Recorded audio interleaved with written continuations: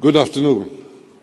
My name is Anwar Versi. I'm going to be your moderator for this session, which I think is going to be one of the most interesting ones and most exciting ones we'll have in this forum. It's on education and sport, and I'm the editor of African Business Magazine, which is based in London. And many moons ago, I wrote a book on football in Africa, and perhaps this is why I'm here today. We have very, very fortunate today in our panel.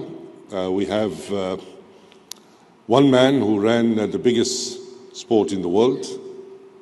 We have one man who organized perhaps one of the biggest events in recent history. And we have one man who is going to put together an historic event in the very near future in this very city. So we have got an absolutely excellent panel. But before I invite the speakers to come and join us on the stage, just one or two points of housekeeping. If you're using headphones, please point them to the stage. And the different channel numbers should appear on the screen behind me so you can tune into whichever language you want. And the other point is that this is an interactive session, so there'll be other people listening in onto this program and streaming live. And you are, of course, more than encouraged to take part in it by tweeting whenever you have a point to make. But please turn your mobiles off to mute. So having said that, it is now my great pleasure in asking you to join me in inviting our three speakers to come and join me on the stage, please. Thank you.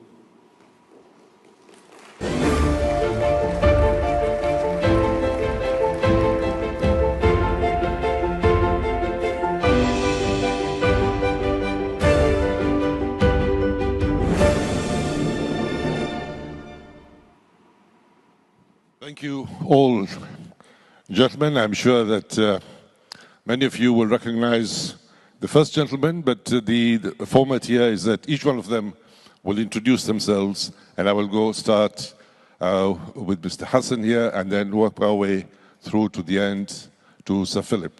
Hassan? Thank you very much. Thank you very much, Anwar.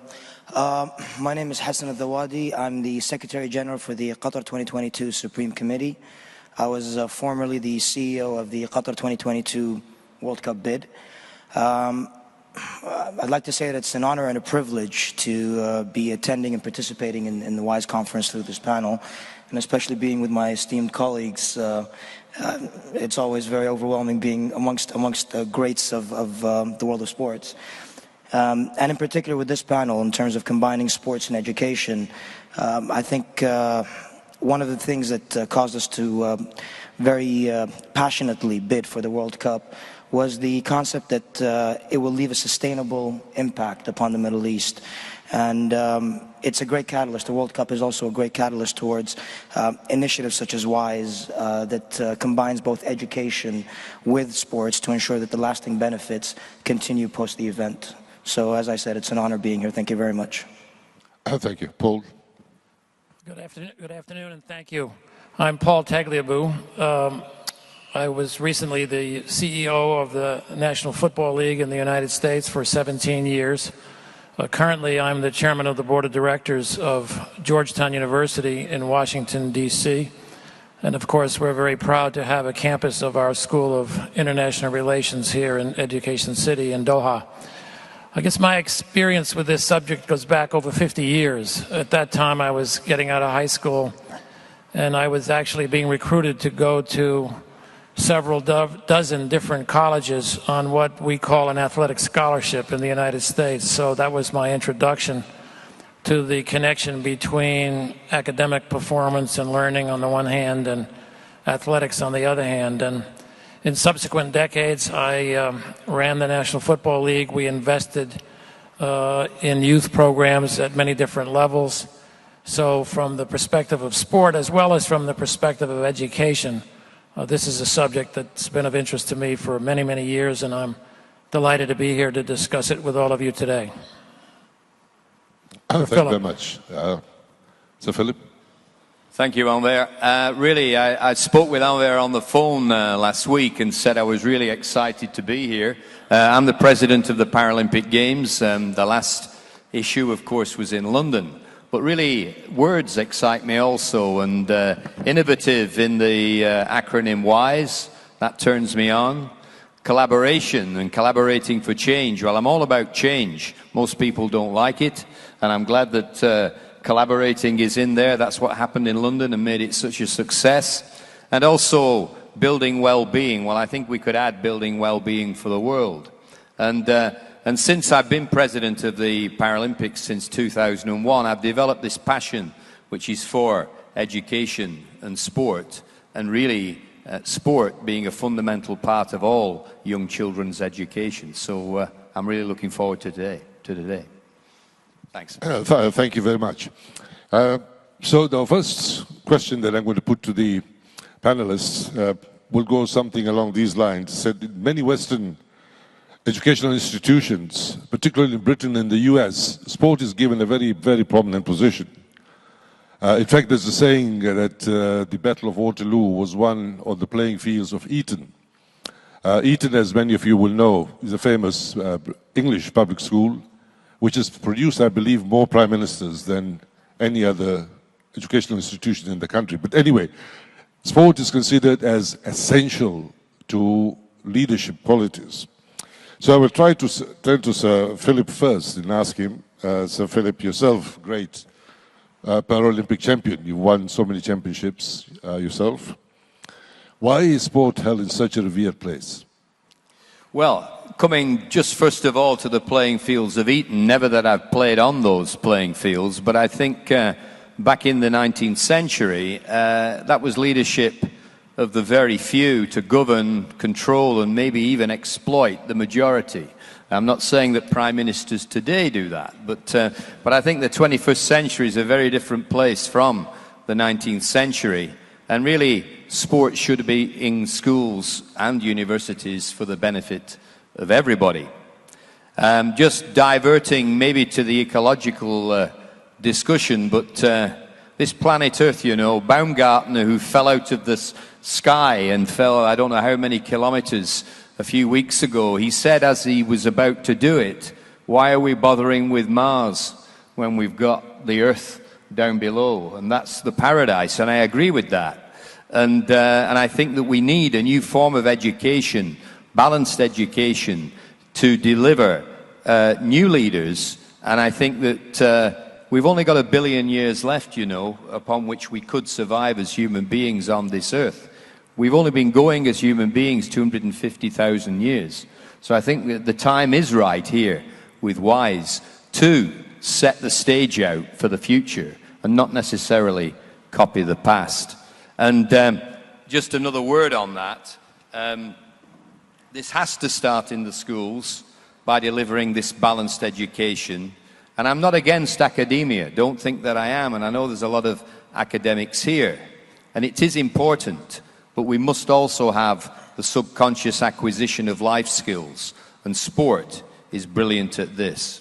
So I think I'm looking forward to this further debate. But I hope I've set the scene there that really, as has already been said today, we do need change. And it's something that we cannot ignore. But as I said before, most people aren't necessarily immediately open to change. Thank you very much, Sir Philip. Paul, from your experience as the former commissioner of the National Football League, as well as chair of the Board of Governors at Georgetown University, we have the feeling, perhaps in this part of the world, that American sport is very competitive, winner take all. Do you accept that, and do you think this is what is inculcated in schools in America? Well, American sport is lots of different things. Certainly at one level in the universities, there is a winner-take-all mentality which has become commercialized sport. And in my own judgment, it has moved away from the core mission of the universities. That having been said, sport is many different things. Sport is community. Sport is physical exercise. Sport is competition at its best. Sport is entertainment. sport is business. So you have to recognize that sport is many, many things. As I say, from my own perspective, I think that the core mission of universities is still education, and there's a certain way of structuring university sport that is an integral part of the education mission and the education experience. We can talk a little more about that as we go forward. Okay, fair enough. And talking of sport as a mission, Hassan, first of all, congratulations. You have done the impossible. This is what I keep hearing, and I'm very, very pleased that at long last, the World Cup will come to the Middle East. Thank you. But from your experience, knowing the region, and knowing also what happens outside the region, how would you compare the emphasis on sport in the Middle East as opposed to elsewhere in the world? I guess I'd have to answer it based on my personal experience. I'm not an academic expert. But from my exposure, if you will, to the education systems in particular in England and Qatar, as well as looking at from friends who went to university or got educated in the US, I think I'd like to start by actually differentiating between the emphasis on sport and education in the US from Europe, if you will. And Paul, I think you can correct me more on this. I think in the US, the education system or the schools are actually grassroots suppliers of the professional sportsmen of the future. You look at it in terms of high school, they move towards college, and then from college they go whether to the NFL or NBA. Now in Europe, I think the system is slightly more different. It's football. Let's take the sport of football in particular. It's actually association to a club that's separate or independent from the school. You can participate in the school, but most likely your professional career, if you will occur at a separate club or a separate institution. I think in the Middle East, we kind of adhere more to the European system, if you will, where there's a separation from a future as a sportsman or an athlete from the education system. Now, which one is better or not, I can't really judge. From my personal experience, I think it needs a while to look at the best of the two systems. For me, educating in a British system, the one good thing I got about the method of sports was during the physical education classes or PE, they combined the theoretical with the practical. So you practice the sport, but you also had the theoretical aspect provided for, which to a certain extent gave a more wider appreciation of sports in general, of the actual particular sport or particular event. And it kind of gave a broader knowledge on that. And I think within the Arabic system, it's more focused, not exclusively focused on the physical aspects of it. And I think that's the main difference, if you will, between the two systems, in my opinion. Thank you very much. Mr. Philip, following on from what Hassan has just said, would you think that sports in today's world is a means to an end, or is it an end to itself? Well, I think I'd sooner rephrase that slightly and say, what should it be in today's world? And really, absolutely, sport for me is a means to an end. It's not just an end in itself. And there was a great book written in 2008 by a French sports philosopher called Robert Redeker, which titled, and it was a question, and it was Le sport est-il inhumain? Is sport inhuman? Well, I can tell you, I can recommend that you read that book. However, my answer to the question would be that if it's inhuman, then it's not sport. But it's a really good read. But I think we're at a time now where maybe we should have a 21st century definition for the word sport. And sport is naturally competitive. I've heard our Prime Minister say we must have competitive sport in schools. Well, sorry, if we have sport in schools, it's going to be competitive, and that's the way it should be. The world's competitive. But what are the values of true sport? Well, I believe that true sport with its values, and I'll tell you a few of them in a minute, can really illuminate the minds of very young children, and of course even older children such as ourselves. And what are these values? Well, I've got 10 written down here. It won't take too long, but you can make friendships, lifelong friendships in some instances. You can harness, and I was talking to a psychologist from Gaza over lunch, you can harness aggression and frustration, fair play and honesty. A very important one, which we had a lot of in London, fun and excitement. And then this word communication, it's already been talked about a lot. But I have to tell you that I don't believe that using handheld devices, that you may communicate very well with one person, but you don't communicate with communities, in my opinion, and you don't learn to talk to other humans face to face. And I think that's another benefit of playing sport. Decision making comes out of that. And particularly the final few here, teamwork. Teams working together. Well, collaboration for me was the main reason for the success of London 2012, and not Mitt Romney, by the way. And the other one on teamwork is learning to give to the team rather than always taking. That's something that we see so much in this world. Short-termism, people grabbing while they can and not giving back. Maybe the most important one, playing within the rules. I view that as the antithesis of war, and it teaches self-discipline, maybe slowly in my case. And finally, I come back to fun again, because that's what kids require, all children, whether they have an impairment or not. But sport's not a quick fix. It's not something that can happen within a parliamentary term. It's got to be over the medium to long term in schools. And you have to experience, as a child, the ups and downs and the winning and losing. But I really do believe that combined with the academic learning, this can be one of the ideal vehicles for a child to move through education. There are others, but I think sport, of course I'm biased, is one of the best. Paul, I think back to a time when sport is very much an integral part of a school day.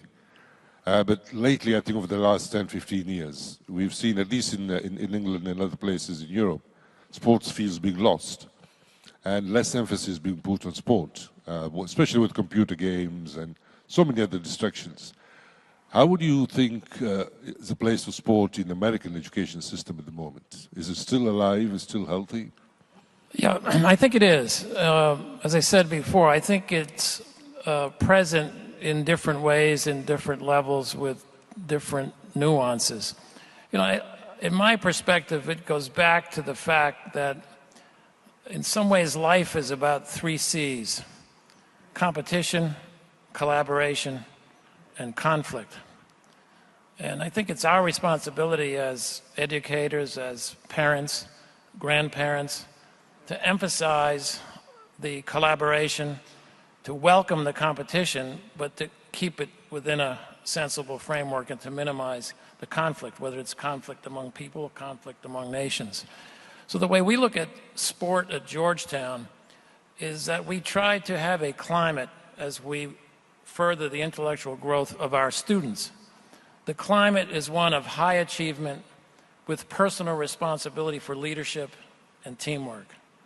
So in that framework, sport becomes optimized as an element of education. The way some of our people put it is that sport at Georgetown, intercollegiate sport, intramural sport, is a cycle of preparation and performance, which is what life is about in a sense. Everything is competitive when you're an adult, in professions, in careers, and so forth. So you have to prepare, you have to perform. After you've performed, you've either succeeded or perhaps failed, or somewhere in between. Then you have to self-critique, you have to accept criticism, you have to recommit and re-prepare and compete again. And so sport gives you that set of experiences that are really indispensable as an element, as Sir Philip put it, learning about life, and not just learning what you can read in books or study about in the lab. So if it's in that structure, then I think it's very valuable. If it's not in that structure, then it can be an impediment to education, and it can be a lost opportunity for someone who's seeking an education. Thank you very much. Hassan, sport is part of the education of life and prepares you to face it better than if you didn't have sport.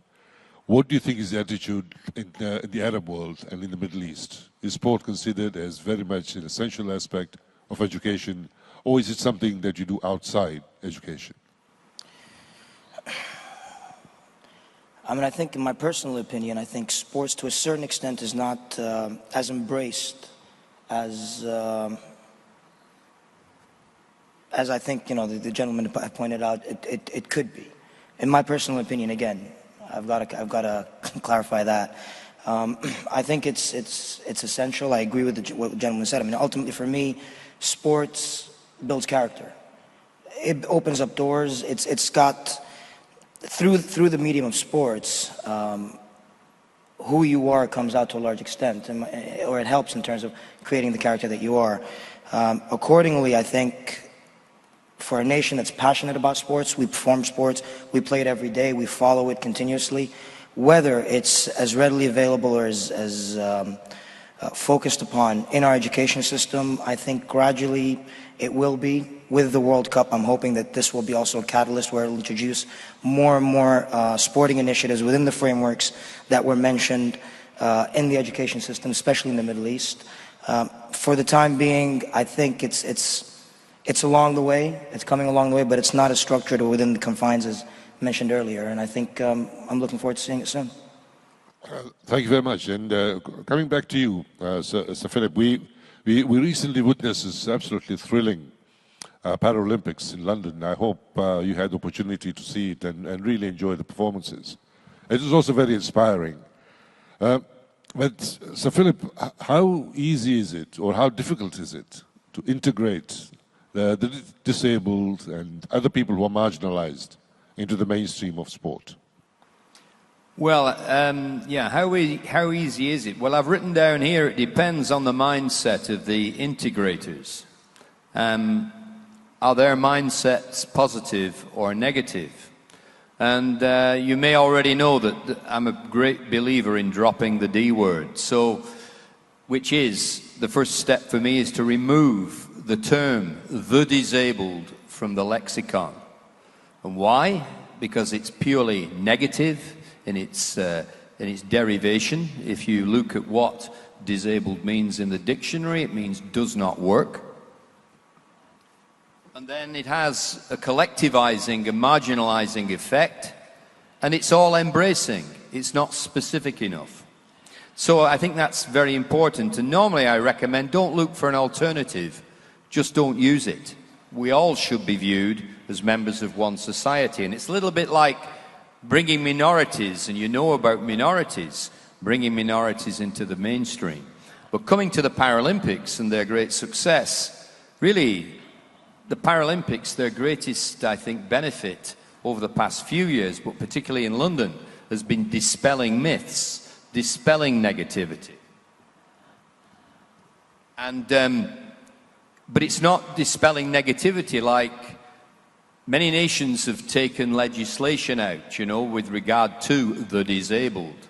And that can be viewed as important. I'm not against that. But I think the way you change society and you change perceptions is through positive experiences. And that's indeed what we had in London. And as I said before, I think its biggest impact was educational. And so I don't know if I've answered the question, but really, I think there's fear out there in some sports clubs. Oh, what do I do with this disabled person? Can they be an athlete? Well, London showed that, of course, they can be an athlete. But I think if we change the mindset through positive experiences, then I think we're making progress. Can I just approach that? In terms of going to the question as to whether sports can integrate also, for lack of a better description, minorities or so, I think that is the beauty of sports. The strong point about sports is its ability to integrate people.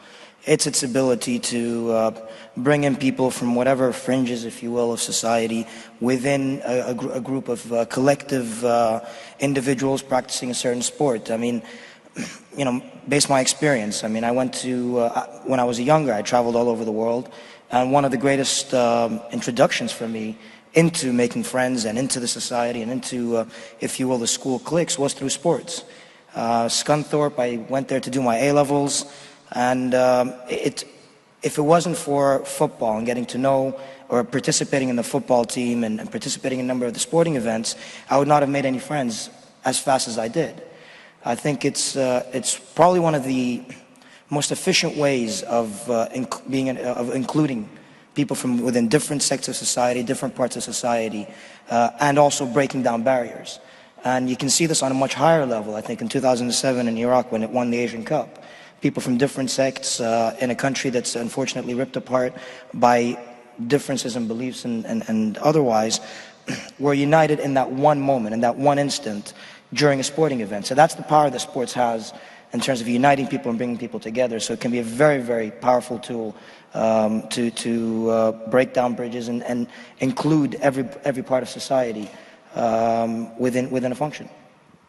Thank you very much. I believe at one stage in South America, civil war, there was a ceasefire while these two countries played out of an important match. So it can even help in bringing about peace. But this question to you, Paul, there's a feeling sometimes that you have to choose between sport and academia. It's the sports guys don't really have a lot of grey matter up there, or the other way around. It's that the guys, the wimpy kids, are the ones who become academic. I don't know where this has come about, but how does one get over this? How do you make sport academically respectable and vice versa? Well, I think, first of all, like I said before, you have to think about the experience of sports and relate that to learning about life. And you have to be quite explicit in what you're trying to accomplish. On top of that, I think that you need to have programs in your university or in your secondary school that think about sport as an element of education. So your coaches, for example, have to understand that they are teachers. That's something that has to be made explicit with your coaches. Your coaches and your professors or your faculty need to understand about work ethic and teamwork. Earlier today, I was in the program here at WISE talking about universities preparing people for the workplace. And the point was made by the gentleman from General Electric and a woman from McKinsey and a woman from the International Labor Organization that two things that are not taught in universities are work ethic and teamwork. And someone said they're neither taught nor evaluated. Well, guess what? In sports, they are. They are taught very explicitly and they are evaluated. In some sense, they're evaluated with your won-loss record if it's a team sport, or if it's an individual sport, how many times have you been knocked out and how many times the other guy been knocked out. So in sport, things are implicit that are integral part of education, and you can have a win-win situation and not have the nerd and not have the dumb jock if you make those values explicit and make those elements of your program. Thank you very much. So Philip, I'm just teasing the same subject. What about women in sport? I know that in Europe and in the United States, there is no problem. But in the developing world, we don't have as many women taking part in sport. How do you think this can be changed? How can the message that sport makes you a better person, better able, in fact, to become good at academic studies at the same time? Well, obviously I'm a very big supporter of women, full stop, and also in sport. I think many of the problems of the world today, nearly all of them have been caused by men. And I think that if we're going to find solutions, the only way is for men and women to get together on that. However, coming back to women in sport, and I know you're asking me that question because Nawal Mutakawal could not be here with us.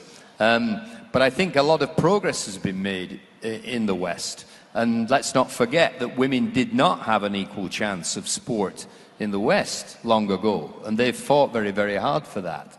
And I think that we've seen considerable progress from countries that had traditionally in the past have either not allowed or not encouraged women to participate in sport.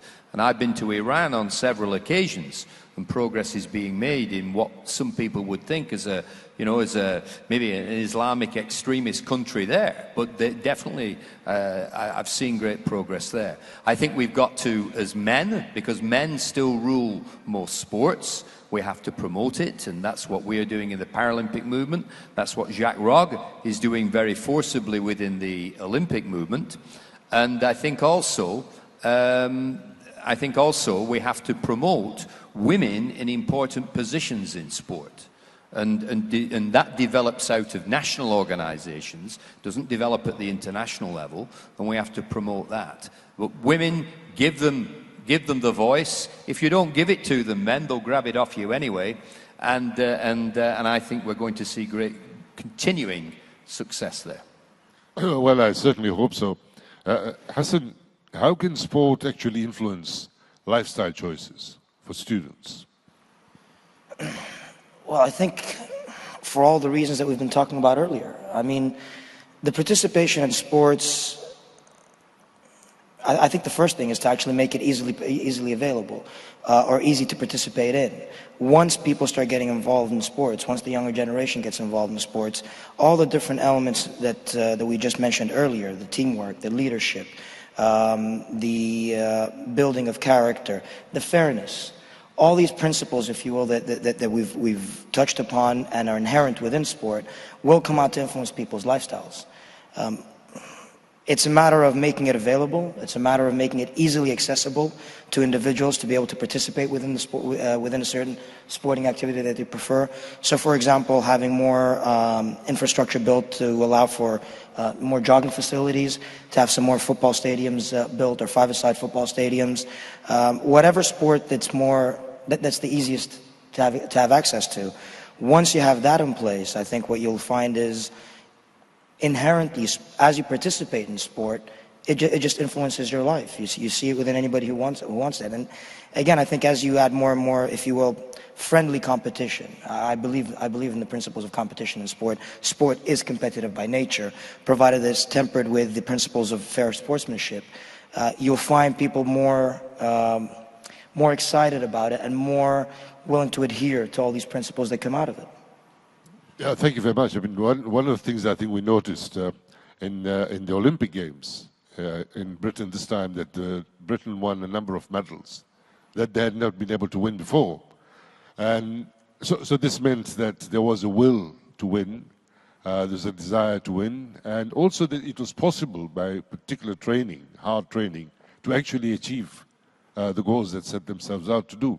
And I was going to ask Hassan to perhaps elaborate a little bit further on that given the fact that in 10 years' time, you'll be staging the World Cup, do you think that somehow or the other you can create a motivation within the sporting world to try and become really good for that? Is it possible? Is that Oh, absolutely. Can that be done? Absolutely, without a doubt. You see, again, if you talk about the World Cup, as I've said, when we started bidding, we saw it as an opportunity. It's literally an opportunity, no more and no less. It's a great event where people from all over the world get together for 30 days. But those 30 days, before it by a decade and after it by a decade, it's an opportunity that you build upon. You can see it today. I mean, we felt it during the bidding phase. As we were working on the bid, and we met people from different parts of the Arab world, everybody was motivated, extremely excited about the concept of this great event coming to the Middle East. Since we won, there's I remember reading about a former cyclist in Palestine who's opened up a school for football players to participate in 2022. The excitement and the buzz is felt within the grassroots levels, no doubts about that. But you also feel it at different sections of society. Everybody's excited out of benefiting from the World Cup being here. Now the benefits that come out of it aren't just limited in terms of improving the grassroots, if you will, participation for an elite sports achievement, but you're looking at it from all the different sides. I mean, our concept of the World Cup basically touches upon mainly 4 pillars, which is human development, social development, economic development, environmental development. And it's no coincidence that they're based on the Qatar National Vision 2030, which is what we based our strategy upon. And the World Cup as an opportunity, it offers the entire Middle East the opportunity to be elite, or to develop in such a way to be elitist, or to be professionals and experts within the different sectors that the World Cup touches upon. And I think by 2022 you'll find a great football team from Qatar, you'll find great football teams from the Middle East, but more importantly also you will find great engineers, you'll find great scientists, great environmentalists, people that from all the different sectors of society that will have benefited from the World Cup. So in a way, here will be a great opportunity for Qatar and for the Arab world to use sport and to use the competitiveness of sport and the sense of achievement to lift up general levels of performance all across the board. Absolutely, absolutely. It's the opportunity, as you said, to point out, I mean, to add the competitiveness element into it in terms of, you know, everybody's vying for this jewel. Everybody's looking for these opportunities. Now, the opportunities are not endless. They're vast, but they're not endless. So everybody will have to compete and try to improve themselves and become better towards achieving these opportunities or benefiting from them. The ones that achieve these opportunities or their goals would have benefited in a direct way. The ones that have improved themselves but have not done so have nevertheless benefited themselves. It's a win-win situation if implemented correctly, if utilized correctly. And the best way of utilizing correctly, or the most efficient way of utilizing correctly, is getting it involved within the education system. All these opportunities have to go hand in hand with the education system within the Middle East to ensure that the benefits continue. Thank you very much. I know that neither of you are really involved in education from a teaching perspective, perhaps. But if you had the opportunity to structure a curriculum, a school curriculum, and you were brought in and asked how you're going to go about this, using your experience from the world of sport, how do you think you would structure, say, a typical day, starting with you? A typical day, well, I think it would, as it started off, it would have to have balance. And I said that sport is competitive, but I'll come back to the day in a moment.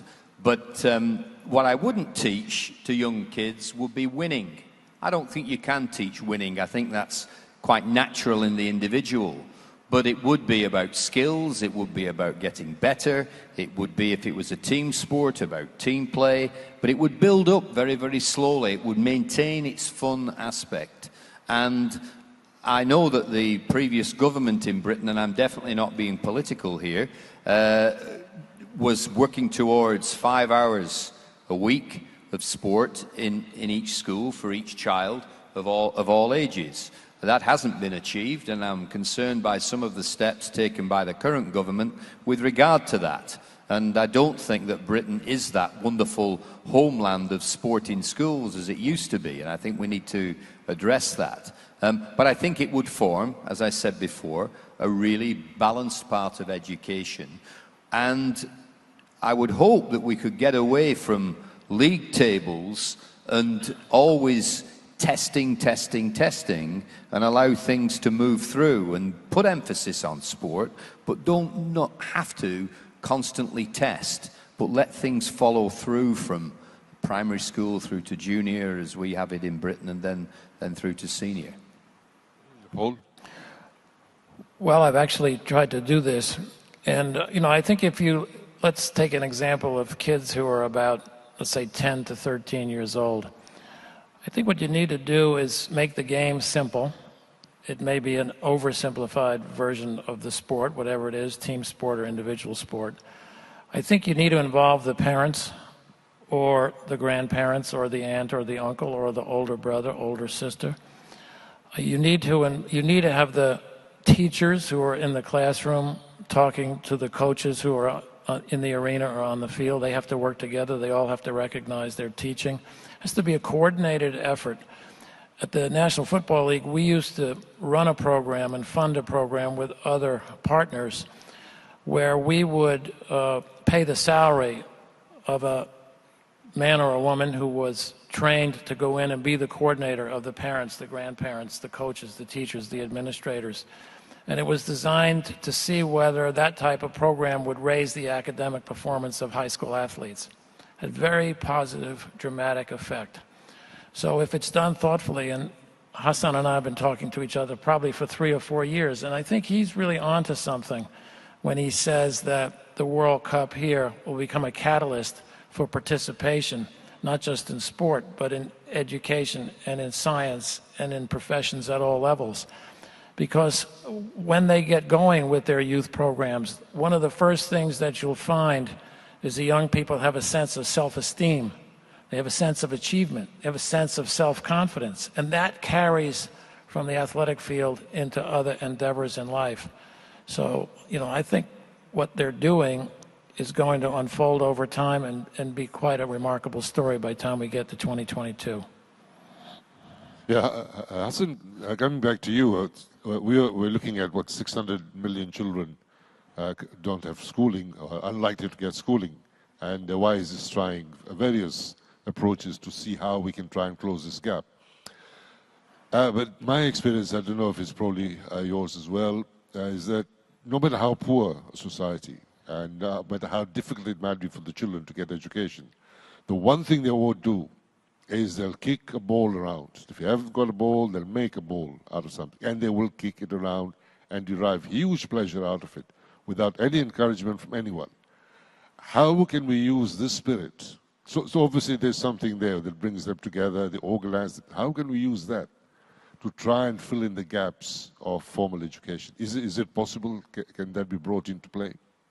I mean, there are a number of projects that we've undertaken ourselves as well during the bidding phase. Actually, Generation Amazing, when we went to certain countries within Asia to underprivileged children, if you will, and we created schools with football pitches. Effectively, we built football pitches for them to participate in, and to kind of get that process involved in, and more.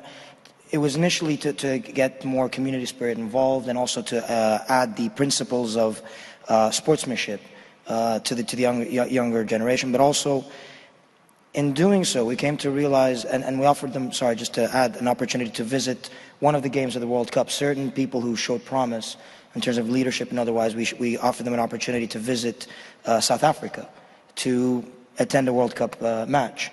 And the experience was, in talking to them, it was actually eye-opening. I mean, it was, for them, it was an ability to see the world get together for that one event, and a world get together for a sporting event, and it's people from different ethnic backgrounds just celebrating, and it added sort of a bond amongst them as well. But more importantly, it showcased for me the strength that sport has in breaking down barriers, opening up doors.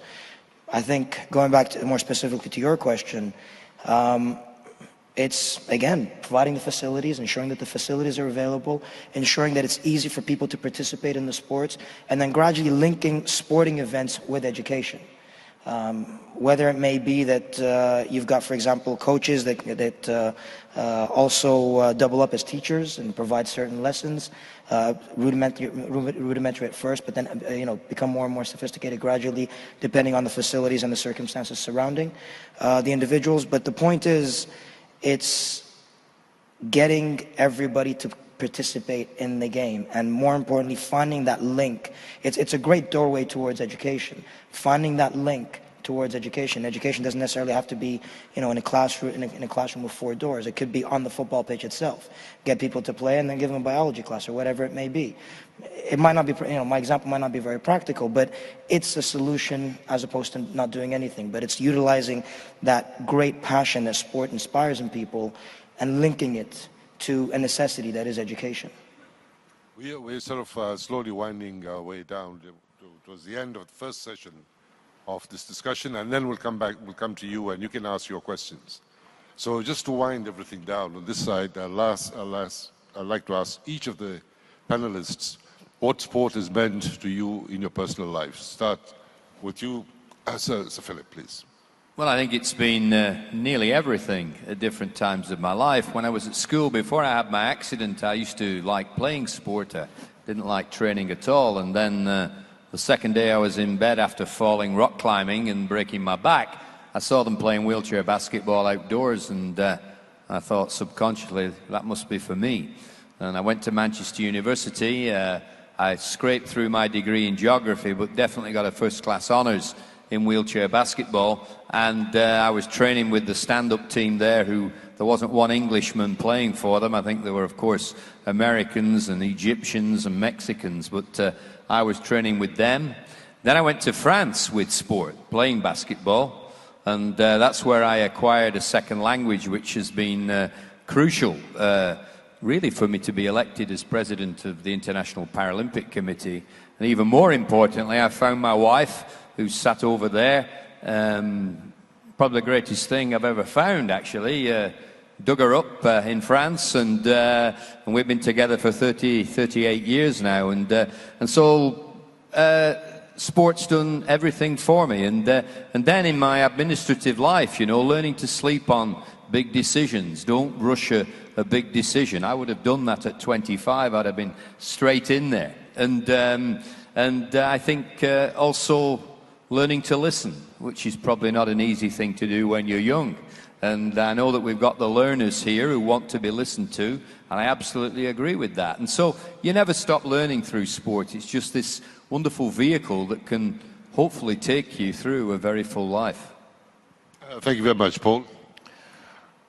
Well, I guess I would say that sport gives you that rush when you've overcome adversity. There's that intangible feeling, that intangible high when you overcome adversity. And I'm thinking of the Paralympians.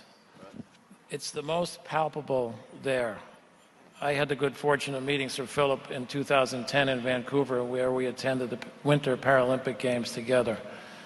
And those athletes define adversity as opportunity. And to see them succeed in their sports, but then to recognize that everyone who's competing in sport is doing the same thing. We're all testing our limits and trying to overcome our limits. And if we didn't have sport, I think we would all miss that intangible which defines the human spirit in terms of what we can do as opposed to what we cannot do. Thank you very much. Hassan? I owe sports everything that I've got. Ever since I was a kid, and I started playing, participating in sports, as I said, I traveled a lot. And if it wasn't for sports, or in particular football, I wouldn't have made a lot of friends. It was always a great gateway for me to become part of the group, part of the clique, part of the school team, and gradually from there have friends, if you will. I mean, it's as basic as that. But it also helped me in my academic life. And an example for me that always, up until this day is I can see it clearly. When I used to go to university in Sheffield, I used to go jogging. And for anybody who's been in Sheffield, it's a very hilly town. So at times, you always, as you jog, I always look at, for example, the next hill and think, okay, this is it. This is going to be the last one. And then when you go on top of it, you think, I've got energy for just that one last push. I'm going to push it through. And I go through it. And it developed sort of, I feel, mental tenacity. And I remember this very clearly. One of my exams, international law, I was just exhausted. I don't know why, but, I finished 2 questions. I had a 3rd question to finish, and I was just out of energy. And I recognized that's the same mental tenacity that I had in jogging up those hills kicking in. And I just literally powered through it. And for me, that was, if you will, the greatest example of bringing the elements or the character building the sport brings into you straight into the academic life and academia. And as I said, if it wasn't for that, I don't think I would have had the competitive toughness or the tenacity or the ability to even be sitting down talking to any of the audience members today. So I owe it a lot. Thank you very much. Right, now the floor is yours. Anybody who would like to ask a question or raise a point or make a comment, please just raise your hand. We have somebody here on number 1. Sir, please tell us your name and maybe your designation. Thank you very much. I'm Andrew Lehman. I'm the CEO of the Durban Chamber of Commerce and Industry. And I think I need to preface my remarks by saying that I was a school teacher for 30 years and extensively and very deeply involved in school sport. So I support everything that's been said about sport. I'm concerned about the increasing disparity in our country between the people who achieve and those who don't have opportunities to achieve. Because it seems to me that fundamental to education is the identification of children's talents and abilities and the nurturing of them. So here we have a situation which I suspect might apply in other African countries and perhaps even has spread to some of the developed countries now, where we don't have sports people in teaching any longer. So the identification of talent, which was once done in schools, is not done any longer. Now, middle class and well-to-do families are very good at identifying talent among the children and the grandchildren. But poor people don't have that advantage. So while sport is a wonderful agent for social cohesion in South Africa, I think that's obvious to everybody, that applies to the broader community rather than the young players. And I think that we really need a concerted effort to bring sport back into schools because it provides the opportunity for individuals to be developed in their own abilities, and that achieves equity and parity later on. Thank you very much. Paul, do you want to handle that? Yeah, I agree 100% with what has just been said. I think access and affordability are problems in every part of the world. Some countries do a little bit better than others. I think Sir Philip ranks the countries who do well with the Paralympics and provide the right kinds of resources. And I think those kinds of rankings are very good to have because they prod the people who don't finish too well, who become self-satisfied and begin to take things for granted. I know in America we have a huge problem right now with the pressure on municipal and local government finance. The disparity that the gentleman is talking about has become a reality in our big cities, where the first thing that gets cut in many cases is youth sports. But in the wealthier suburban communities, they just tack on a fee and people can afford it. So it's really a very, very serious problem. And happy to say in America we've got some very active citizens groups working on it and increasing numbers of elected officials focusing on it. Thank you. Sir Philip, would you like to add something to that? Well, I think, I'm not a statistics person. I'm really a principles and values person. But I'm absolutely convinced that sport in schools is good value for money at all levels. And I think that's why it should be back in there. And it should be back in there, as I think you said, that it's come out of some Western countries. It's not important anymore because of this hierarchy of subjects that I think Sir Ken Robinson relates to, about maths and languages at the top. And I think he says that dance doesn't even get a look in, and I can tell you he never mentions sport. And I think there should be a re-evaluation of the value of true sport in schools for young children as a vehicle for their lives. And then, of course, some of them will be talented at sport and will move through, and that then has to be the pathways for that. But then there has to be the pathways for how sport brings their talents out in other areas, and they leave sport behind and they go off on another angle. But we have to have this more balanced, more diverse education that can really adapt to each individual and not force them through the ringer, which probably only suits 5% of the pupils. Hassan, do you want to add anything to it, or shall we go to the next one? No, I think we'll go to the next question. My colleagues and the gentleman has addressed it. Yes. My name is Jamil Abdulati. I'm from Palestine, Gaza. And those who do not know Gaza know that we are under occupation. And I'm the director of the Center for Mind Body Medicine in Gaza, and working there as a psychologist. When you talk about sport, you talk about joy, you talk about balance, and we work here in Gaza, there is a massive trauma, and the trauma strained the body and the mind, and how we could melt and bring the activity and the sport in the school system in a way that do not have any opposite from the parents, that we need our children to do their school performance as well as to practice the sport. So this is one of the main concerns for us as a parents. But what we did, we're trying to, through the mind-body skills, to use the movements to get rid of all of the tension and the overwhelming feeling through the movements. In our skills, we use the movement, we use active meditation. And I will tell a little bit story about one of these skills. This when there's a shelling and there's a tanks crossing the borders. We were in that school and we're stuck with a group of students. They are afraid and try to cry, and then it was dangerous that these children to go out, and I was with them that time. So I asked them to get down and lay on the grounds, and we tried to think. I stuck there with them. So I think, how could I help these children? I think to do shaking and movements while we are in the grounds.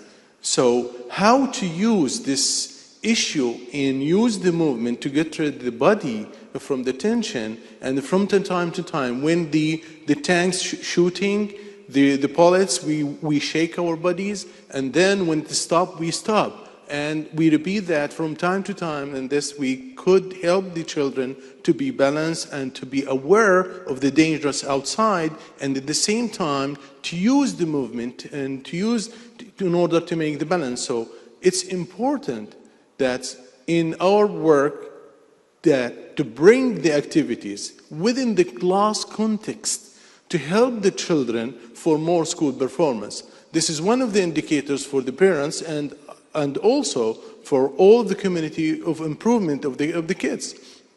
So I know there is a school for sports, but as well as we need that to help in the trauma environments and work to help the kids to improve their skills. And this is one of the approaches that we use. There's a different skills that we use: meditation, we use imagery. This also improve the school performance. So in this way, I'm giving an example how we use and how to melt the skills and the sport to be fed with the school system. Thank you. Thank you very much. Do you want to give that a go? Let's see. Well, complex. It really is, and you've got a person here who's experienced it. So whatever I say is always going to be based on theory and principles. I mean, you've got a live, example over here as to how sports and sporting activities are utilized in a very, very fundamental way in very extreme circumstances and traumatic circumstances. The way I'd see it is, again, it goes back to what we've basically been saying. The introduction of sports and physical activity within the educational system is essential. Again, an extreme situation, and it can be utilized in a very practical manner. I think also, aside from also the physical elements and the physiological elements that sports definitely has a lot of benefit in, as I said earlier, it goes back to, it builds character as well. When you teach people about principles of sportsmanship, when you teach them about fair play, when you teach them about the need for leadership in certain situations within a team sport as well as an individual sport, when you teach them ultimately to dig deep down at a moment, and that's where competition comes in, deep down at a moment where you think everything is lost, but you're going to give it that last push, just that one last push, and give it all you've got, and then you achieve what you've been aiming to achieve. Just that ability to dig deep down is invaluable. And when you look at it and apply it to your professional life, you can see a huge difference in the mental attitude and the way you deal with things. So to start with, I'd like to applaud the gentlemen for the initiatives that they're undertaking. And as I said, I completely agree with the need for sports and education to be going hand in hand within the classroom environment. Thank you very much. Do we have any more questions? Yes, the lady here, please. Oh, sorry, there are two. Can we go with the lady here, and then we'll come to you? Thank you. Good evening. First of all, I'd like to start by thanking you for being here and sharing your experiences and expertise with us. My name is Tala Hamash, and I actually study at the Georgetown University School of Foreign Service here in Qatar. And I relate on a personal level, with each one of you. I'm also a basketball player.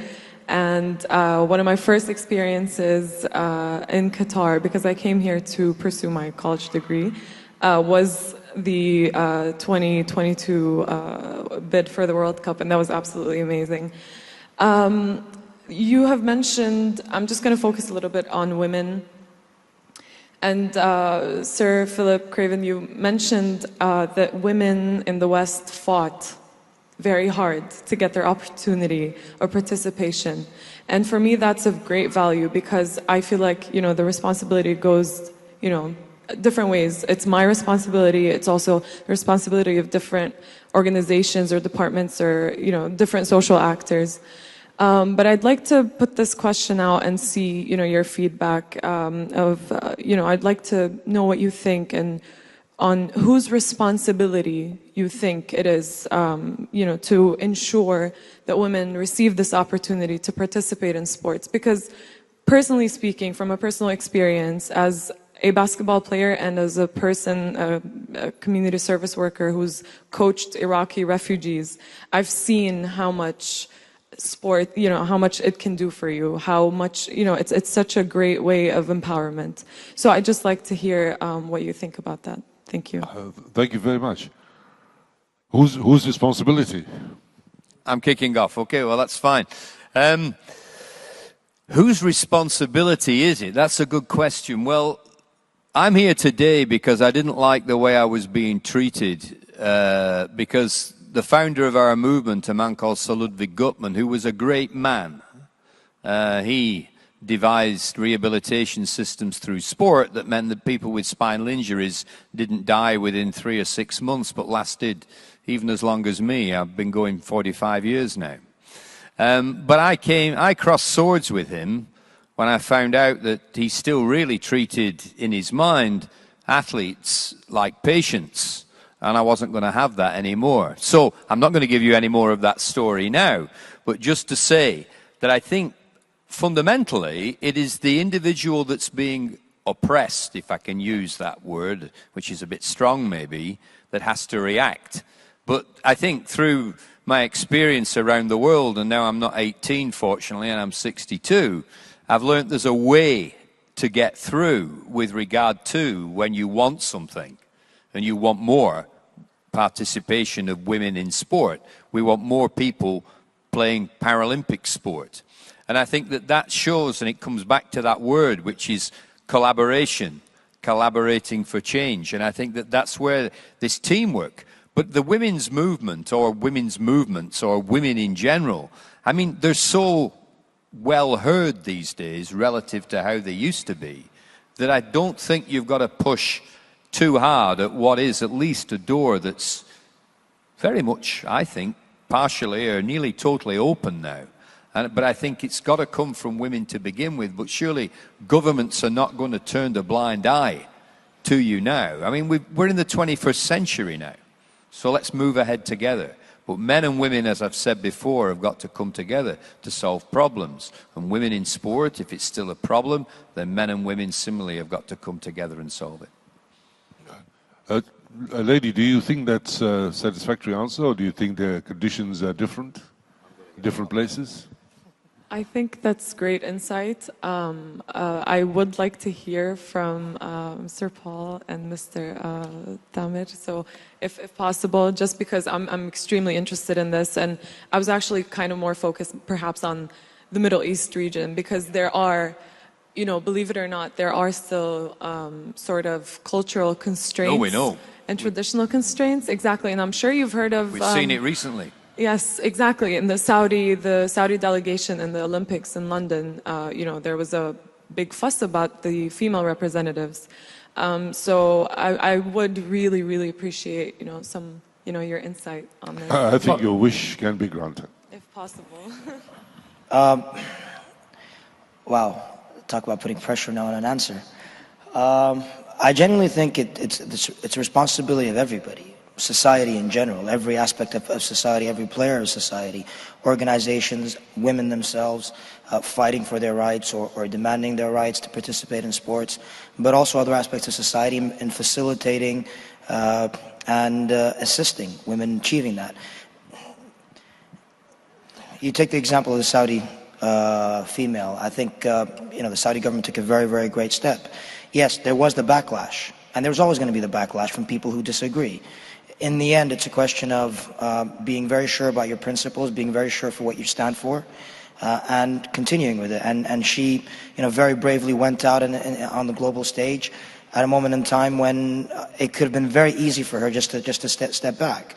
And I think it's ultimately the responsibility of individuals and society to get together, for society and all the different organizations within society to facilitate the inclusion of women in our sports, but also for the women to continue taking brave steps forward and showcasing to the world the benefits that sports has to them, but also the willingness for them to stand for their right to participate. I hope that answers your question to a certain extent. I'd say in the U.S., there was a very specific piece of legislation passed 40 years ago, 1972, Title IX of the Civil Rights Act, which was in some ways probably the last step in our civil rights movement, which you could date from 1954 roughly to 1972. And the unique thing about this legislation was that it required equal funding for athletic and other facilities, educational facilities generally for women, in any institution that received federal money. And it has had an enormous impact in the last 40 years. There's a lot been written about it at all levels. And so if you'd be interested in a case study, it'd be very easy to start on Google, Title IX of the Civil Rights Act, 1972. And it continues to be a contentious area because some sports in which men participate, including football, of different types of football, whether it's American football, European football, rugby, Aussie rules football, require large squads and lots of expenses. But there are mechanisms for equalizing this, and I think it's been extremely effective and very powerful in creating opportunities for women, not just in sports, but throughout society generally. But it was part of the broader civil rights movement. Can I just say one other thing? The other thing I've found as I've gone through life is that that really this thing with regard to it's okay in the West now, but it's not okay in the Middle East. Well, that isn't the case. And if you look back 100 years, the West was where certain countries are now, or maybe less than 100 years. And so it's a progression, and it's a progression that everyone in the world has to help. But progress is being made. It's a fight at the end of the day, I like fighting, actually. And I'm right with women if they want me to help them fight. But it's a fight to get what you're entitled to. And it is, as Paul has said, a civil right. I think just to add that last, to build on that last statement, it is, as you correctly pointed out, Sir Philip, you do have, at a certain point in time in the West, did to a limit women participation. Today, you've got countries, you've got in Qatar right now, you've got a lot of push towards women's participation within the sporting community. You go to other countries within the region, and it's gradually shifting towards that. Again, it's always got to be that one extra step from one place to another and one society to another. And gradually, I think you'll see great women athletes coming out of the Middle East. I think we'll leave that for the time being. We might come back to it because Paul today raised a very interesting point about what happens when you actually exercise. That there's a very clear difference of development in your brain, and therefore it's not just a case of entertainment, which is how perhaps a lot of people think about it, but that it is very much part and parcel of your actual physical and mental development. If we have time, we'll come to it. But I think there's a gentleman waiting here impatiently to ask his question. Please, sir. First of all, thank you very much from the host to the panelists. Very balanced, very positive panel discussion. Thank you so much, sir. My name is Dawood Waid. I had an NGO called Buruj Realization. We work with primary and teenagers, around 15,000 in India. So I have two very short questions. One to Sheikh Hassan about, so we do a lot of teenage workshops here in the Gulf also to schools, and the obesity level, the teenagers, though they love the sports, but unfortunately it is not translating back to the sports playing field. It's on the Xboxes and PSP, and we have this teenage joke that if Khalid bin Walid played PSP, wouldn't be where we are today. So how do you say they love Chelsea and Barca, but it doesn't happen on the field, it's on the computer games. That's one part, sir. So Philip, so it's just honor to listen to you, it's wonderful. We followed the Paralympics very well. So you used two words, fun and excitement for sports. So we do a lot of pre-primary school and primary school level sports education. How far have we pushed our sports where fun has and competition have taken a new tangent? The hero of the Olympics, the Blade Runner, Oscar, when he lost, he cried foul. So has it become too much of commerce and status symbol sports? Have we pushed it so far? And are children doing the same thing in schools now? Thank you very much. Well, thank you. Who wants to take this one on? Hassan's first. Yeah, I think it's Nominate me, why don't you? Sorry, to get the gist of the question, you're saying basically the teenagers in the Middle East, or in general right now, are more focused on sports or video games as opposed to on the field. And wow. You see, the one thing about this question is it makes me realize that I've actually grown a generation. So thanks for that. I think it's, I won't even comment on that slide. I think, I do agree with you. I mean, I think to a large extent, technology in general has made life much more convenient for us to participate in physical activities. But again, it comes back, and that's why essentially it comes back to linking sports with education. And when I say education, I particularly mean the schools, the school system itself. The schools have to introduce that element. They have to introduce that physical activity. I was just talking to my colleagues in Oman today about, most schools now going ahead with tablets, and there's a lot of interactive elements, and technology's made life that convenient. You no longer have to carry a bag, but you can just carry your little iPad or tablet, and you've got all your books in there, which is great. But it misses out on an essential element, that physical, tangible element of holding a pen and writing and improving your penmanship, or just even the simple activity of carrying 10 textbooks. So I do think, yes, we are becoming more, if you will, we're becoming lazier to a large extent because of a lot of the convenience of technology, and in particular the video games. Now, don't get me wrong, video games have a positive effect on the individuals as well, and some studies have shown that. Coordination, hand-eye coordination and otherwise. But I think, especially when it comes to schools have to push that physical activity element onto it. They have to push it onto the fields, not in terms of, within the classroom only, but onto the fields. That element of competition, that element of, trying to be better physically, mentally, on the field, competing with your colleagues and working with them has to be pushed on there. Otherwise, down the road we'll be geniuses with everything else that we want to do, but will we be able to be physically competent enough to live a long and healthy life? That would be an issue. So I agree with you to a large extent with what you're saying, and I think it should be pushed within the schooling system to ensure that this doesn't happen. We have got very, very short of time. If there's anybody who would like to ask a question, yes. No, hang on, I don't think I answered the second part, did I? The second part for you. Yeah. So, Enver, Yes. may I briefly answer the second part? You can answer the second part, but we'll have to make it very quick. Brief. Well, very, very quickly, this is why sport has got to get back into schools, because of you mentioned obesity, you mentioned several things. Fun and excitement, though, in sport is not only in schools. I mean, we saw it at the Olympics and Paralympics, where the whole of the crowds, there were nearly 3 million spectators at the Paralympics. They were inspired and they were excited. Now you just asked, has it gone to excess? And I think in certain professional sports, where players try and cheat the referee to intentionally get players sent off to give them a man advantage, that is not sport. That is criminality in a way, in my view. And it's even as bad or worse than doping. I'm opening up another issue there, but that needs to be addressed. But I think intrinsically, sport is exciting and it is fun, and every child should have the chance to experience it. That's why it should be a major part of the school curriculum. Thank you. Yes, please. Well, thank you very much for this very inspiring session. This is Marta Llanos from Peru. I would like to share that in the Convention of the Right of the Child, Article 31 refers to the strongest right of every child to play.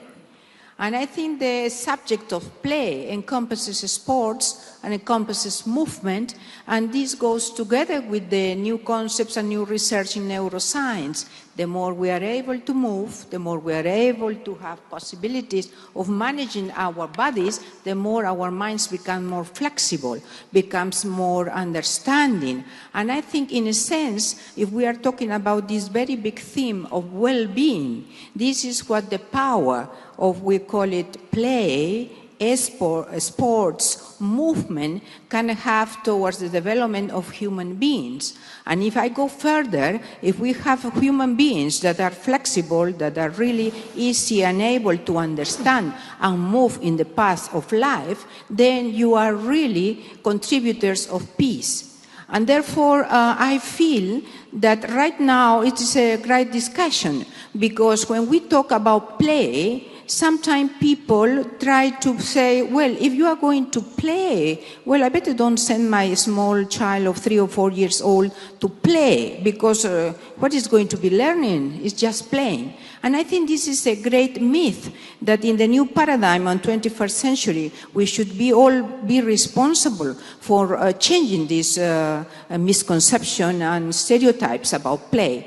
Because really the value of play is enormous, and right now the World Association of Play that I belong have been given the responsibility to write comment 31 in order to provide more details about this value, about this right of the child, the same as the child have a right towards education, towards health, towards nutrition, have a value towards play. So we really need to make a contribution and innovations towards play, take the myth out of play, and realize that education, if we think of the new concept of education, the pillars of how to be and how to live with others, could be strongly be improved with the support of play, sports, and arts in general.